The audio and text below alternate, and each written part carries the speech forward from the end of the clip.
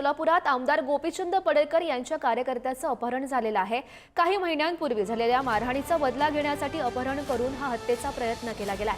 चरयू हांडे असं अपहरण झालेल्या गोपीचंद पडळकर या समर्थकाचं नाव, तर अमित सुरवसे असं अपहरण करणाऱ्या आरोपीचं नाव आहे। आरोपी अमित सुरवसे आणि त्याच्या साथीदारांना अटकही करण्यात आल्याची माहिती।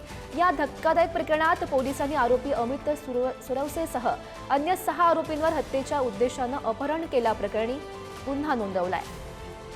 सोलापूरमधील MIDC पोलीस स्टेशनमध्ये या संदर्भात गुन्ह्याची नोंद सुद्धा करण्यात आलेली आहे।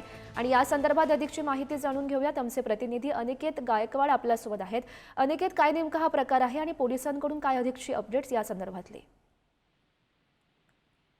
नक्कीच गौरी, आपण जर पाहायला गेलं तर सोलापूरमध्ये आमदार गोपीचंद पडळकर यांच्या कार्यकर्त्यात म्हणजेच शरणू हंडे याचं जे आहे ते अपहरण करण्यात आलेलं होतं। आणि हे अपहरण जे आहे ते राष्ट्रवादीचा एक कार्यकर्ता म्हणजे शरद पवार गटाचा कार्यकर्ता अमित सुरवसे यांनी केलेला आहे। आणि त्याच्या विरोधात आता MIDC पोलीस स्टेशनमध्ये गुन्हा दाखल करण्यात आलाय।